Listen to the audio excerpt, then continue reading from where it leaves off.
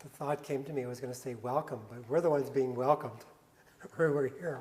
But welcome, and thank you for agreeing to participate in the Hearts of Freedom project. Your participation is very valuable and very much of interest to us and very much appreciated. So thanks for agreeing to participate.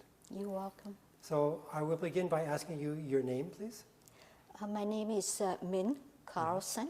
Okay. I borrow my husband's name. Okay. My maiden name is Tran, T-R-A-N. Okay. Yeah. And where were you born, please? I was born in central Vietnam. Okay. In Huế, if you heard about it. Yeah. Okay. Yeah. Small city. Okay. What proximity would it be from the capital? It's well, by bus it would be like all day. Okay. Back then, yeah. So it'd be some then distance. then I moved to Saigon. Okay. Yes. So mainly I lived in Saigon as well. Yeah. Do you have memories of your childhood and your adolescence as you were growing up in Vietnam? Yes, my childhood was very tender and nice, just like any child. We were not aware of the war at all, and besides, we lived in the city, so the war was somewhere far away, so we were not aware of it. So we had very delightful childhood memories. We would run around in the neighborhood, gang of us playing hide and seek, playing things. Then we went to school. Yeah, it was quite peaceful and nice, I would say.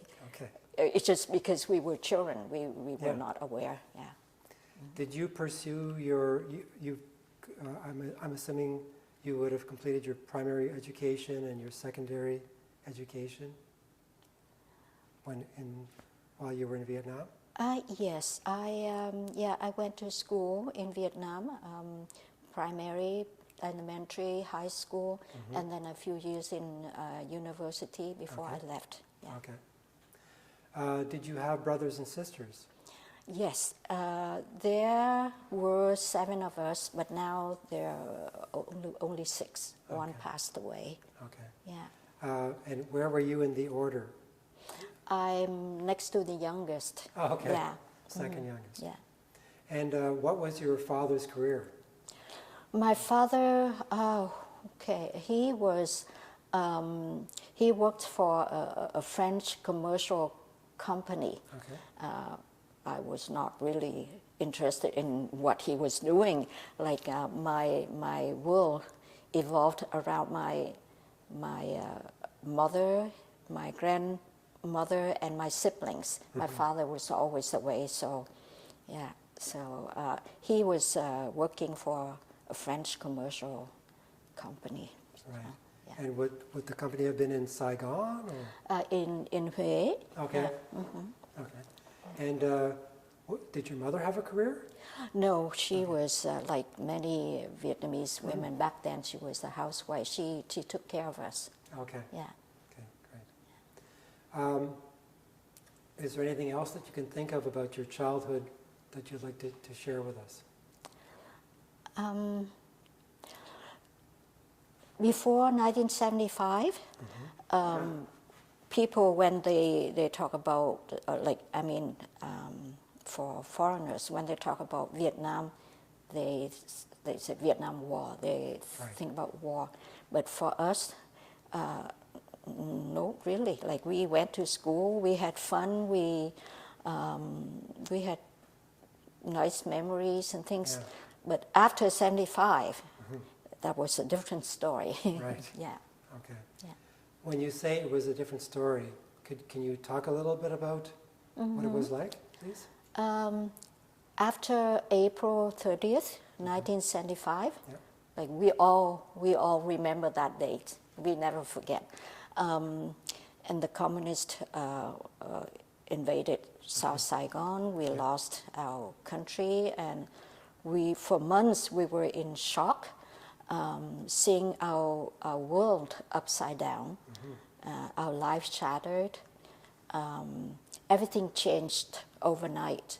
Like at school, you were not, you didn't have recess anymore. Like you would be in school learning all this about the party, the Communist Party, and about Uncle Ho Chi Minh, and we were told to watch each other and report any like action or any speeches that is not allowed.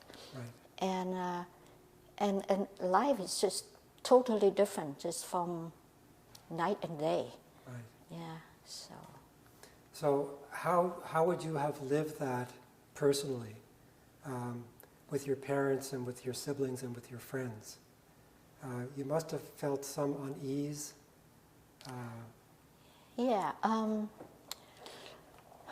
After 1975, my two brothers, who were military officers in the South Vietnam Army, they were sent to prison, which was called like a re-education camp. Right. Yeah, but labor camp, prison. Yes. So two of our brothers went to prison. My mother passed away years before that.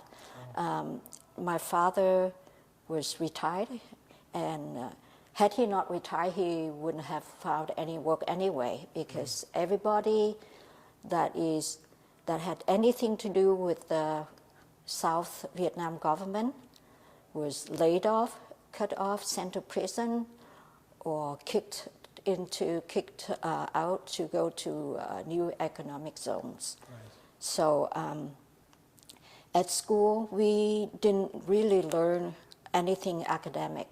All we learned was this, like political indoctrination.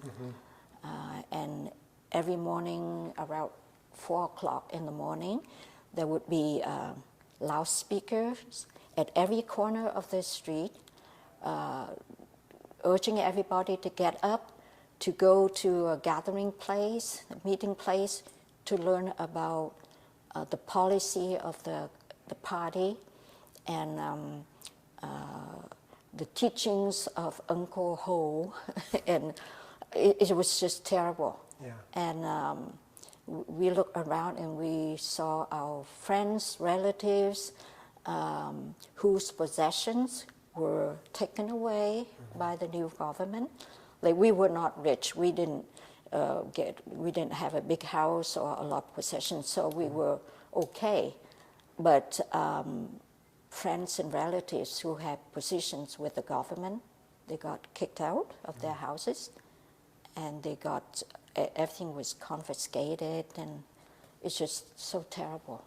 Yeah. So it would have been a period where there was suspicion and there was fear and kind of an unease just about how things were developing in the country. Yeah.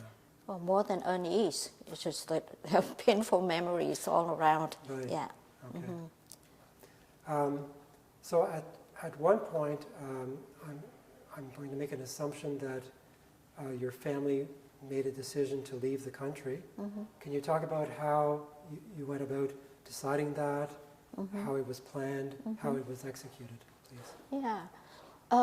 Back then, during the 80s, that decade, that everybody who was not a Communist Party member or who didn't work for the new government, practically everybody thought of leaving Vietnam, because there's no work, no food, no future. There's too many deaths and suicides and despair. So everybody was thinking of leaving, and my family was no different. So my father was retired. He didn't have any money, but my sister-in-law, who ran a successful business before 1975, so she got some savings. So we borrowed her money to escape. And back in Saigon, that period, there were, we call them tuyaux, like pipelines for people who wanted to find some organization to organize the trips for them. Yep. And of course there were a lot of like fake ones, a lot of like dishonest people who just want to take advantage of that. Yep. So, and we would sell our possessions, we would borrow money and things like that to pay them to take us to a location from where we escaped by sea. Okay. Yeah. Okay. You were successful because you were able to find someone who was honest enough to... Yeah. We had one failed attempt where we lost money and there's no actual plan to escape or anything. That person just disappeared after taking our money. Yeah. And then one time I was, because our strategy is we don't all go together, because if we get caught all together, then nobody outside to visit us or to bring food and things. So my sister and my brother and we went separately. And my brother succeeded right the first time. My sister and we both got caught. We went to prison, but because we were just like normal women, so they let us out early, and then afterwards we found another tuyau to escape, and then I was successful the third time. Okay. Yeah. And at that time, it was you and your sister together? No. You just yourself? No. My sister and we went separate ways, but we ended up in the same camp. Oh. Yeah. Okay. Yeah. So the decision that was taken was we're each going to go our own way and hope to reunite somewhere. Yeah. Right. Yeah. Yeah. Okay. Yeah. So. And did your parents also leave Vietnam that way? No. My mother passed away years before that, and my father was like, no, he was old and frail, and he just wanted his children to have a better life, better future, but for him, no.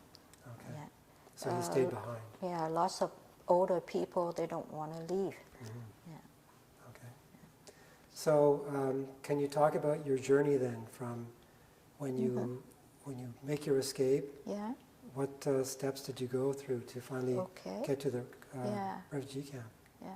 Please. So we left Saigon at night, and then somebody like a guide would take us to Vĩnh Long.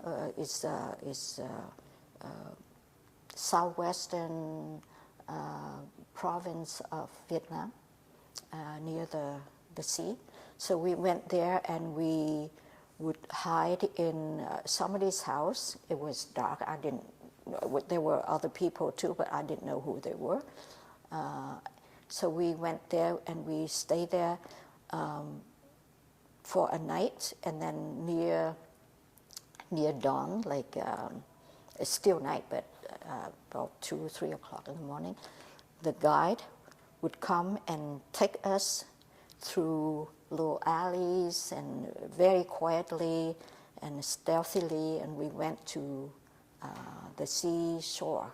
Okay. And then we got picked up like 2 or 3 people in a small little boat. Like it's more than a what you call it, a sampan. Okay. And then from there we would go to the big fishing boat. Okay.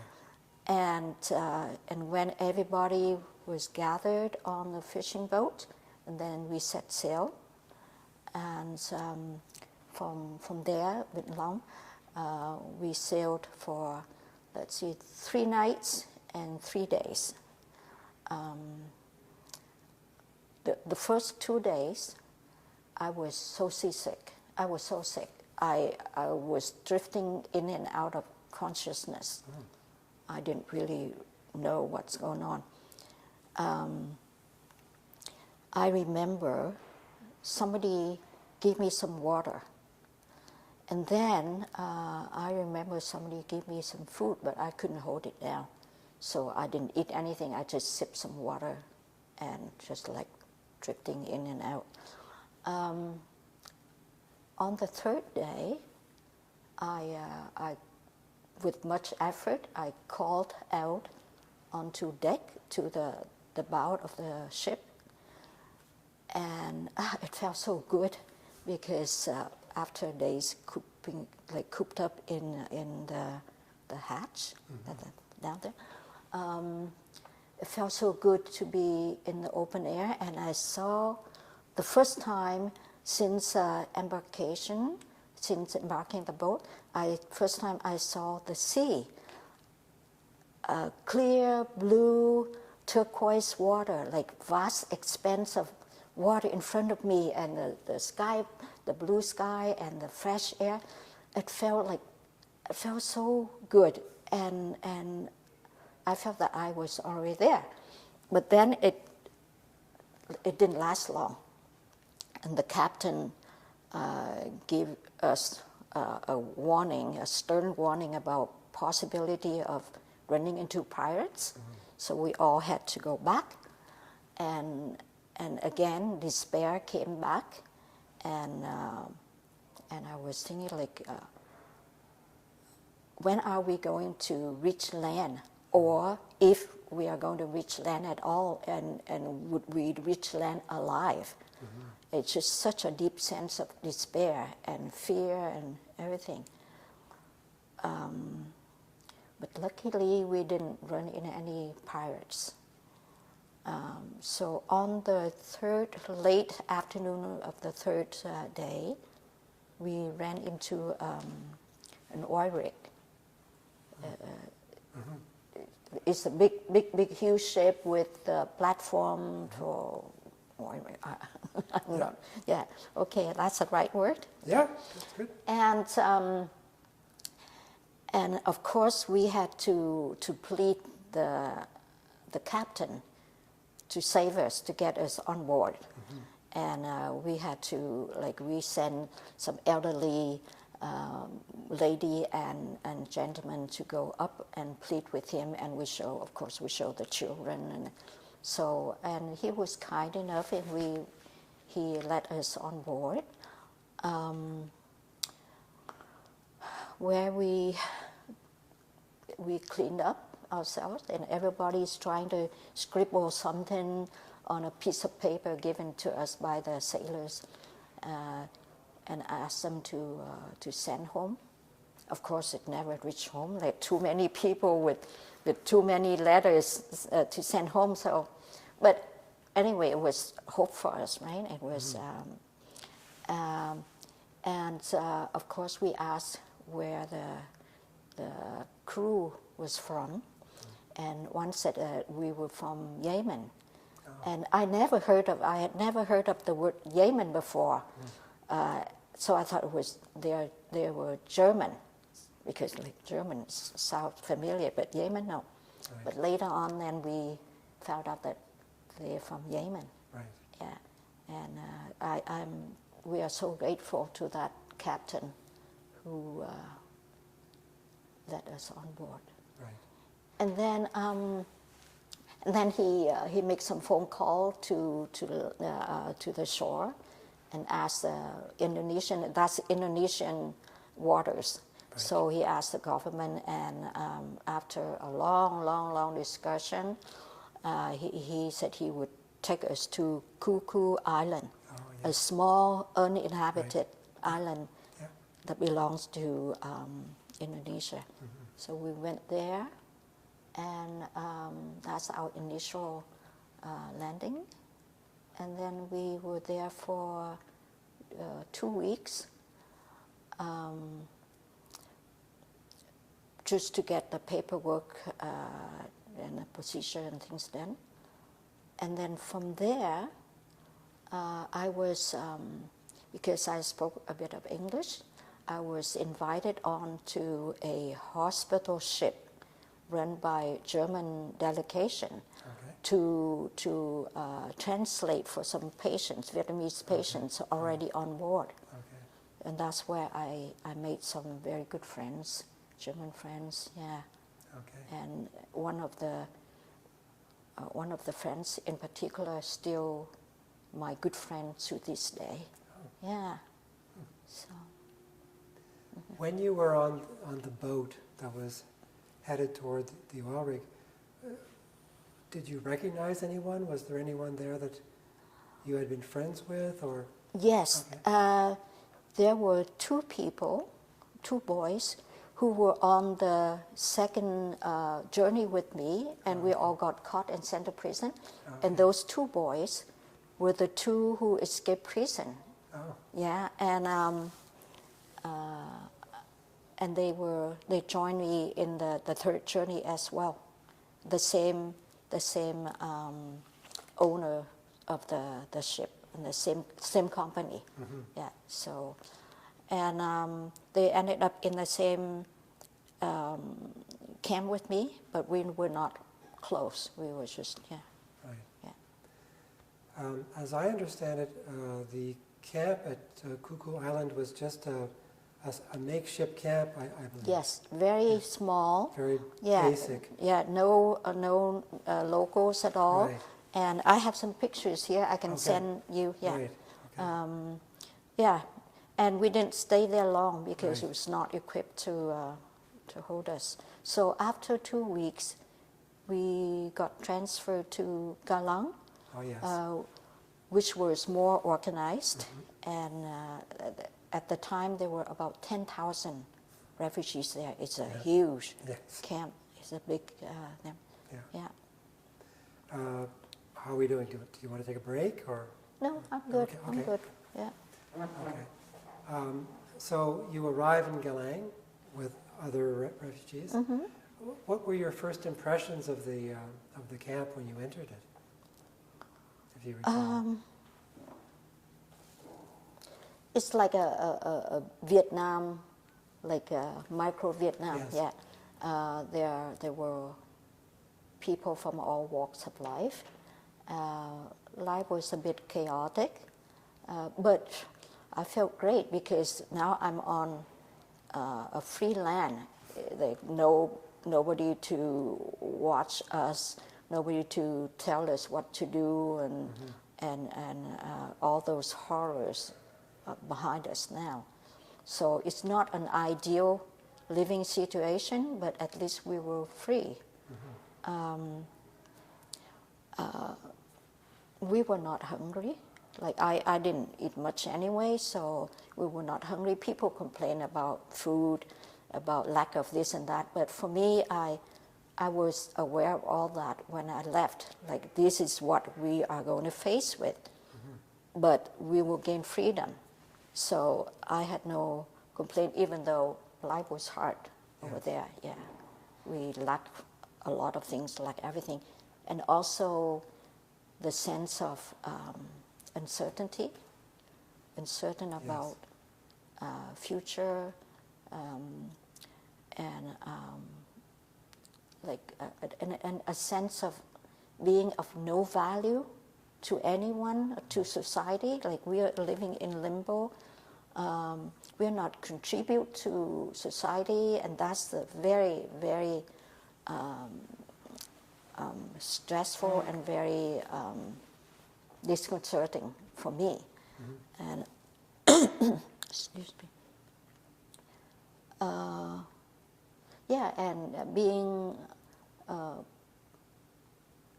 being isolated from real society, real life, and from family and from friends and everything was really like hard mentally. But we had to accept it because we make our choice, we make our decision to leave. So accept it, right? Did you interact with the individuals who would have been responsible for the camp? Yes, yes. And how did you find them to be? As I told you, I make good friends with some German friends Yes. from German delegation. I made some good friends with the Indonesian team as well, and I translated for the UNHCR. Oh, yes. So I make some good foreign friends there.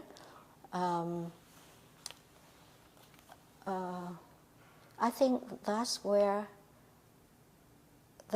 friendship blossom, because people who think alike, who have the same wavelength, tend to gather together in this kind of situation, in this hardship. We get together closely, but unfortunately, after like years and years of being like long distance, friendship is hard to maintain because everybody goes their separate way.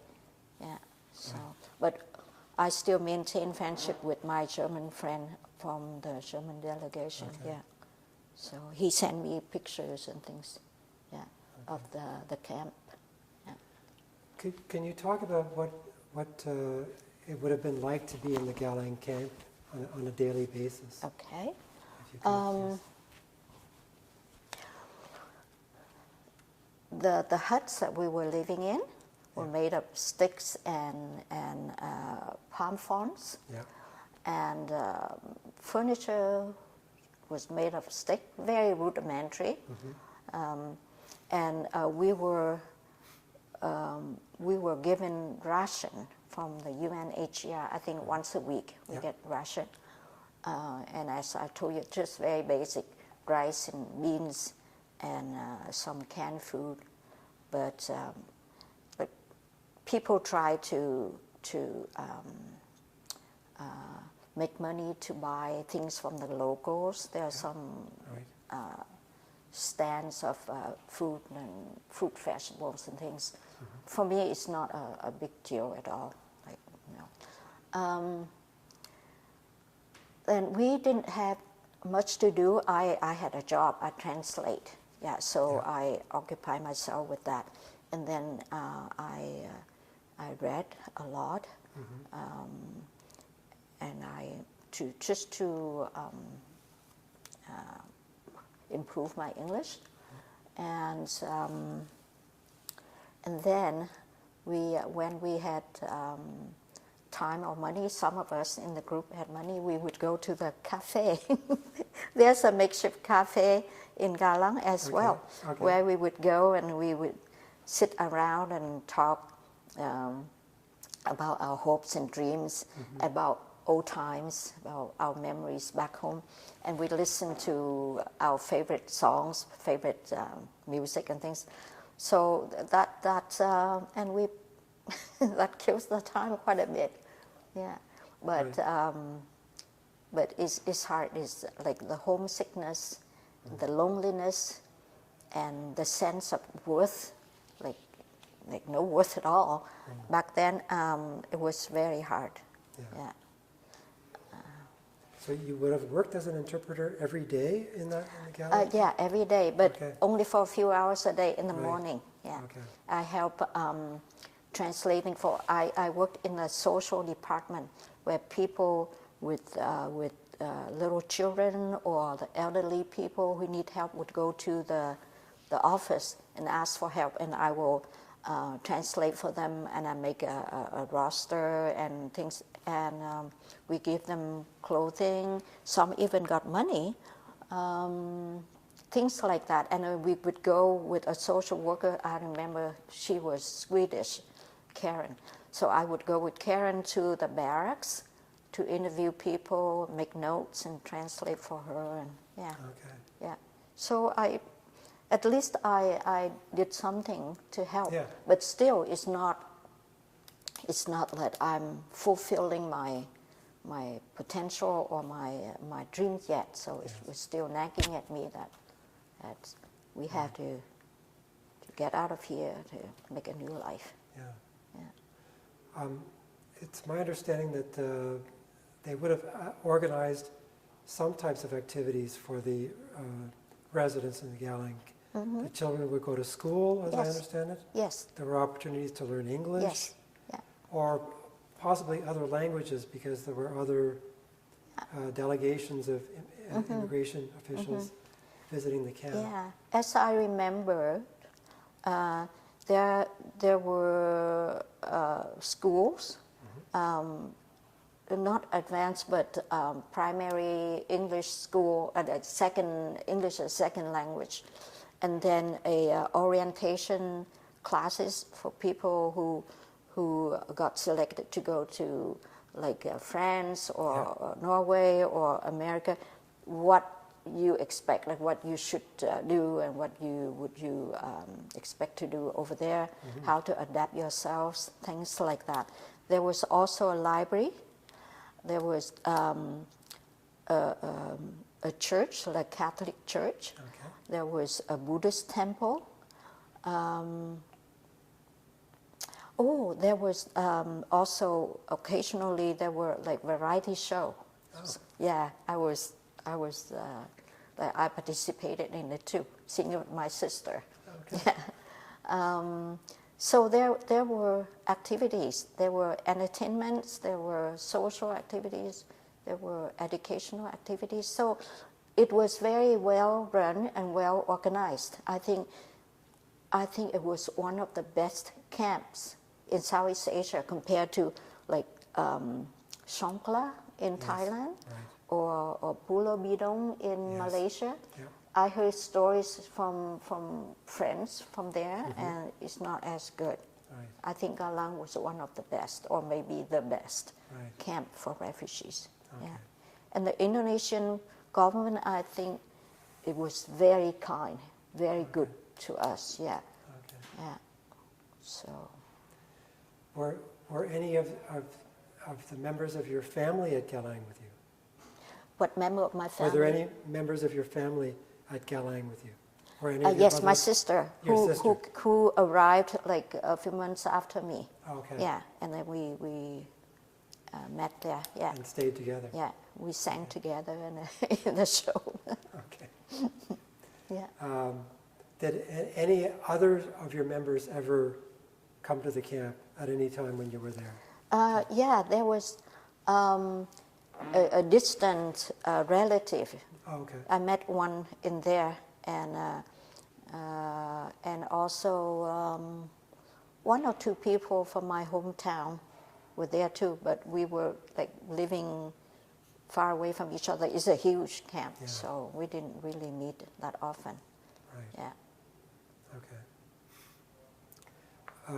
Do you remember how long you would have stayed in the Galang camp? Yeah, I was there for 6 months. Okay. Yeah, I arrived there the end of 1980. I remember celebrating New Year's with friends in the camp, and then I arrived in Montreal April 30th, I think, and I arrived in Kamloops May 1st. Okay. Yeah. Should I assume that while you were in the camp, you would have had an opportunity to meet with different delegations? Yeah. Can you talk about what that experience was like? Yes. As I told you, I was invited on board of the hospital ship called Florida, run by the German delegation, and I made some good friends there. One in particular, and he was like all Vietnamese refugees wanted to go to America, to the U.S. because the land of opportunity and because we are familiar with American culture and books and TV and things. So I said that I wanted to go to the U.S. as well, because I have some relatives and friends there already. And he was vehemently talked me into not going to the U.S. Yeah, and I trusted him, and so I was very much influenced by this friend, and so I applied to Canada. And back then, Canada and Australia accepted refugees more readily, more easily than the U.S. And to go to the U.S., you have to wait for a long time. some people that I knew back then, they wanted to go to U.S. and nowhere else. So some of them waited like 5 years, and no, not for me. Yeah. Besides Canada and U.S., the education system is just the same. Lifestyle is the same, but Canada is like gentler and kinder. And it's true. Yeah, it is true. So, okay, so then I applied to go to Canada and got accepted right away. Okay. And did your sister join you? well, hesitantly, like she's reluctantly, she wanted to go to the U.S. because she had so many friends there. Right. And because I got accepted first, and then when it was her turn to apply, she wanted to go to the U.S., but they looked at her profile and said, oh, your sister's here and she got accepted by Canada. You should join her in Canada. She was quite mad at me. Yeah. But she's happy now, so yeah.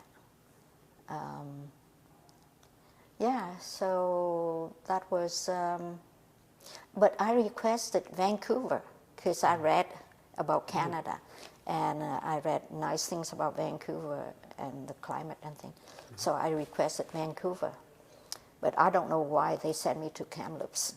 Okay. So probably too many in Vancouver already, too many refugees accepted already, so they sent me to Kamloops.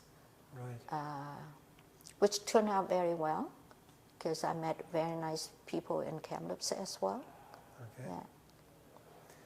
But if you could tell that story, so once you found out that you were accepted by Canada, how long did you have to wait from the time that you were accepted?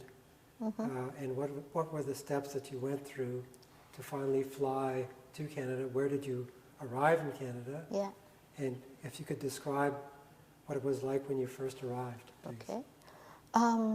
So after about a month or so, or maybe more, in Galang, it was my turn to be interviewed, and by Canada, and I got accepted. So maybe like 3 months after that, three months or so after that, I got to leave. Like I got transferred to Singapore first, and then from Singapore we waited like 2 days, 3 days or so, and then we were flown to Bangkok, and Bangkok to Montreal, Montreal to Vancouver, and then Kamloops. Okay. It was a long, long journey. Yeah. And then the people in Kamloops, I was sponsored by the government, not by individuals. So Carl Rigby was a person at this settlement office. It was called Manpower back then. Yeah. And Carl Rigby and Trudy Dirk was a director of the Immigrant Services in Kamloops. The two of them greeted me at the airport and took me to my apartment that they rented for me, showed me around, and took me shopping for food and things like that for the basic. They were very kind, very supportive and helpful. So, but it was, I was so distraught because in the camp I was surrounded by friends and my Vietnamese people, and we talk every day and things. Here in Kamloops, I was living by myself in the apartment, and it was May, but it was cold. And on the street, I saw lots of cars on the street, but nobody walking around, not a soul. And all the houses have their doors shut. And where's everybody? Like, it's like a ghost town to me. I'm so used to walking out your front door and see lots and lots of people and see the sun and see all this hustle bustle of life. Now, like, where is everybody? I cried every day. I lost a lot of weight,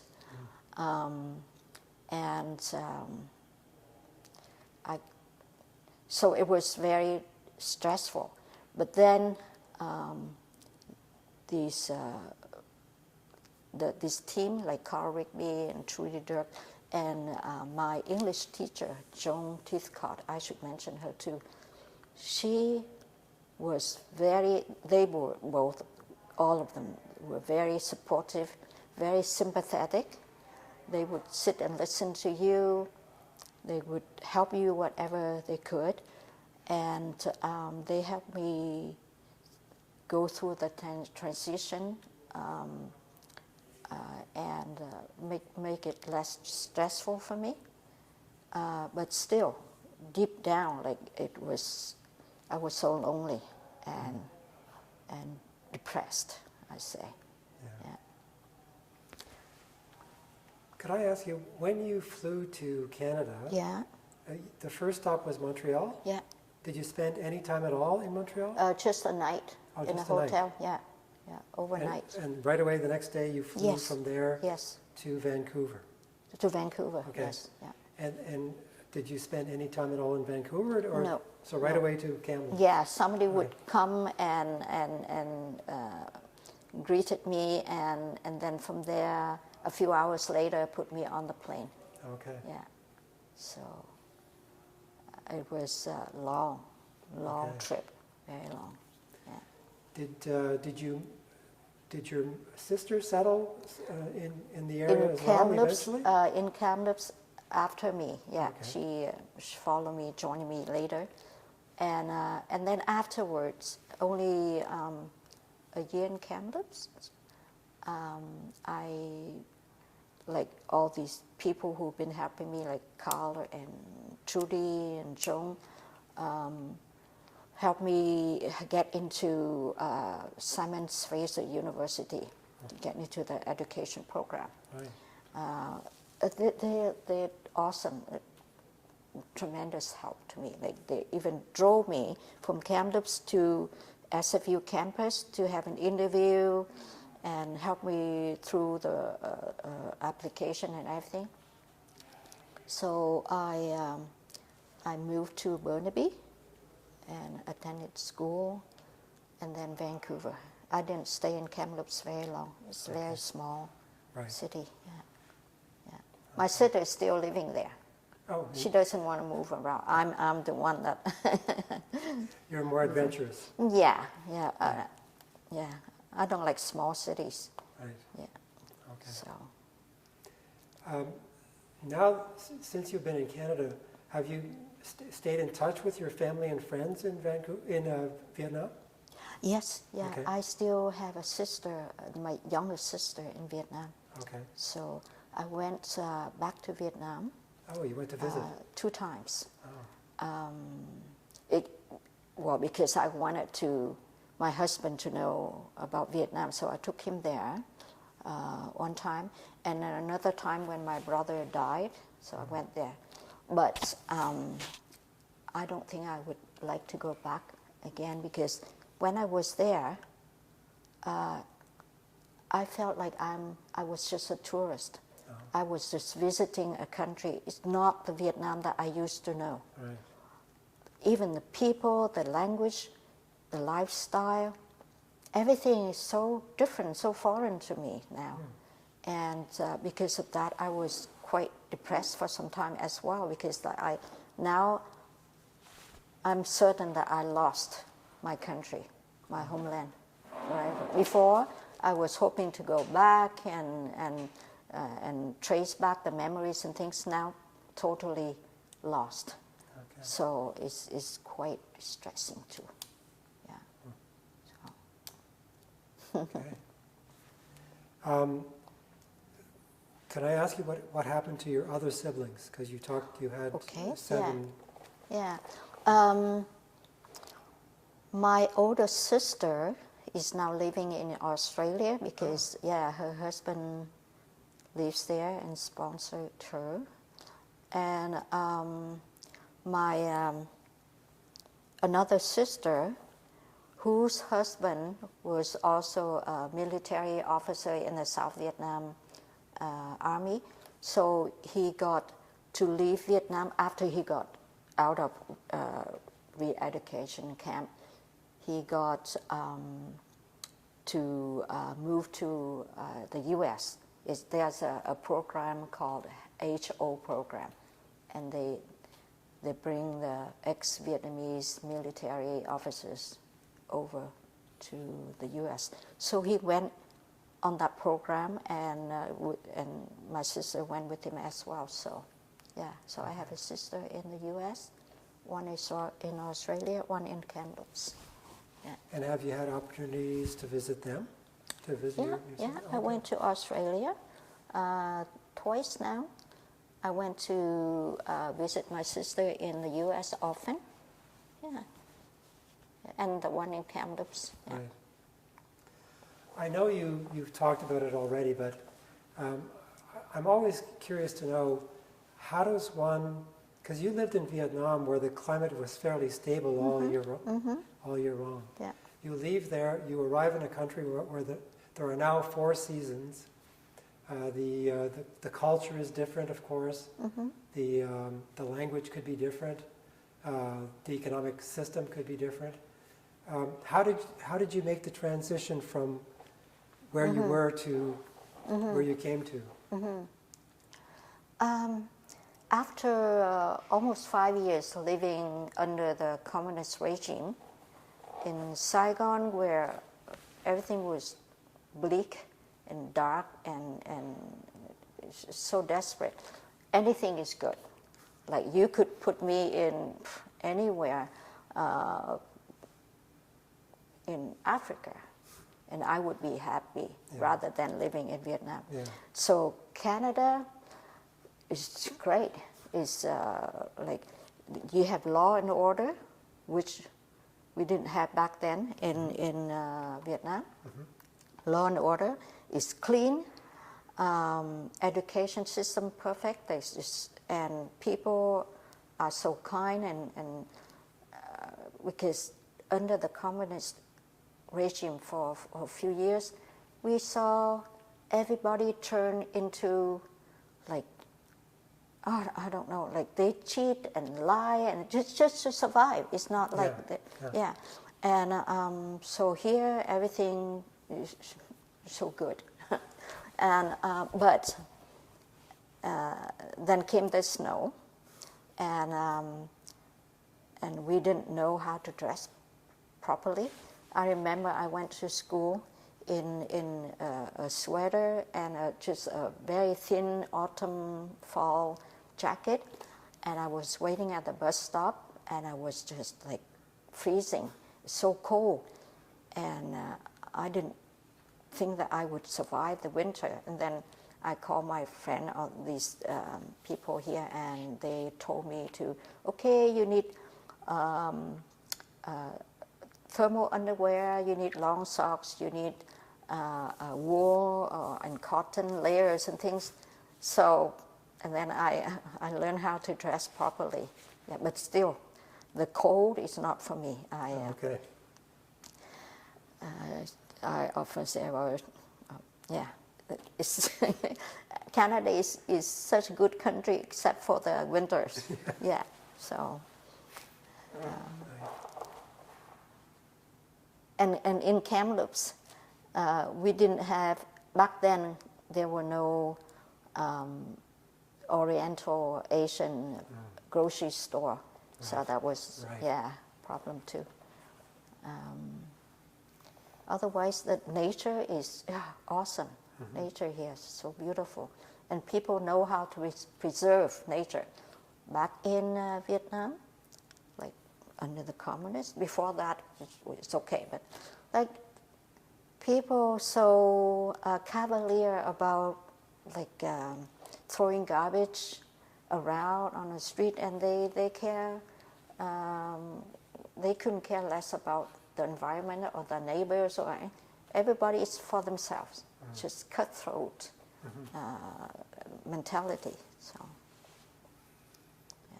maybe, sorry. No, go ahead. Maybe it's different now, or maybe not, but no, it's not the Vietnam that I used to know. No. Yeah. Once you established yourself in Kamloops and in Vancouver, did you have opportunities? I mean, I'm assuming that there would be Vietnamese associations. Would you have had opportunities to celebrate your Vietnamese culture, your celebrations? Yeah. Yeah?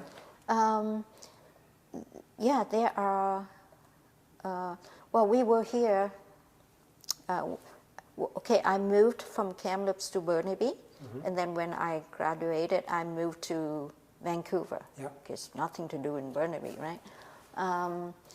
And then I couldn't find work like in teaching. So San Diego Unified School District came here to recruit teachers. So I applied and I got accepted. So I moved there for a year in San Diego. It was great. The vegetation, the climate, so similar to home. But then I got my boyfriend here, and so we, after a year of long distance relationship, and he flew down to me and I flew up here. It's too hard, so I decided to come back here, and here there are services and associations, and too many of them. And there are also Vietnamese and Chinese and Malaysian grocery stores, so we could buy the food that we wanted. So I think, okay, Vancouver is it. But then my husband got a job in Ottawa. So we moved to Ottawa, where winter was just so brutal. Yeah. But it was because of a job. I lived there. Yeah. So, and now when he retired, I also retired, so we moved back here. Okay. Yeah. Vancouver is great. Yeah. Yeah. Are you still okay? Do you need Yeah, a break? I'm okay. Yeah. Okay. I'm trying to think of everything. Have I covered everything? Is there anything that comes to mind that you would like to share about your transition from Vietnam to Canada? No, I think I talk too much. Oh, no. Not at all. No. You Okay. just ask questions and Yeah. I answer. The other thing that is of interest to me,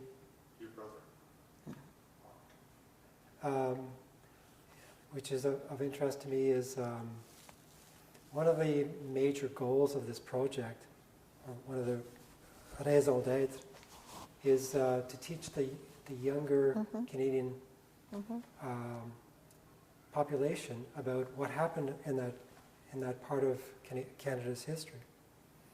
So if you were invited to a high school or a college or a university to speak to the students, Sure. and you were thinking about your experience, what do you think would be essential to talk to them about in terms of your experience leaving Vietnam and establishing yourself in Canada? Sure, I would bring my personal experience to talk to them, just like I talk to you now. Yeah. And the thing is, even though this topic has been discussed many times, and people have spoken about it a lot, but I still want to share my voice as well, just to contribute to understanding this period of history, because I know that a lot of younger Asian Canadians, they're not aware of whatever their parents had to go through. Yeah. And also you mentioned like younger Canadian generation is for the Caucasian Canadians as well, because it's a piece of history. Yeah. Why do we bring all these immigrants into our country? And this is why. And so just to bring about some better understanding for both Caucasian Canadians as well as Asian Canadians. Yeah. Yeah. Yeah. The fabric of multicultural Yeah. Canada. Mm-hmm. Yeah. That's right. Yeah. And I know that a lot of people have spoken about this before. Yeah. Nothing new, but still everybody has a little bit of personal experience. Yeah. Yeah. Like my experience in the camp with the hospital ship team, it was valuable. And all these people, they are young, the young German men, and they left their country to come to Southeast Asia just to do all this work to help people. I think it's just a tremendous courage and kindness, and yeah. Yeah, you mentioned that you've stayed in touch with a German individual, Yeah. and you still Yeah. Communicate at Yes. times. Yes. Yeah. Yeah. And he sent me some pictures. Like the other day, I called him and said, "Well, do you still keep some pictures of Kuku and Galang, and send me some?" And then he sent them to me. Okay. Yeah. So I will send them to you with some, Sure. maybe some notes and things, so you know. Yeah. Yeah. Do you have any final thoughts? Anything else you'd like to share? Yeah. Funny. I told you that my sister was mad at me because she wanted to go to the U.S. Yeah. and because I got accepted first, and they recommend her to go to Canada. Now she's glad that she's in Canada, and we both feel like we are lucky to be here, and we are so grateful to whatever we are having and whatever that we were given to make our new life here. And yeah, I'm still very thankful to the people like 40 years ago who welcomed us into their lives and society. A few years back in Kamloops, my sister and a group of Vietnamese immigrants organized a gratitude celebration, just to show their gratitude to the sponsors or to the people who helped them make the transition, and it was quite a success. And people from all over the place, from Calgary, from Vancouver, from Toronto, who used to be in Kamloops, and yeah, so they got together, they celebrated, and they give gifts and things to these people. Yeah, so it was really nice. I couldn't go. I was in Belgium then, so I couldn't go. But I sent things. Yeah.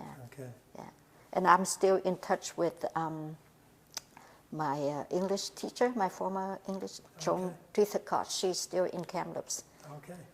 And I went to visit Carl Rigby last May. He was in a nursing home now. He's old now. Right. Yeah. So I still remember those people fondly. Yeah. Great. Yeah. Okay. Thanks very much. Sure. We can yeah. end it there. Yeah. It's great. Okay.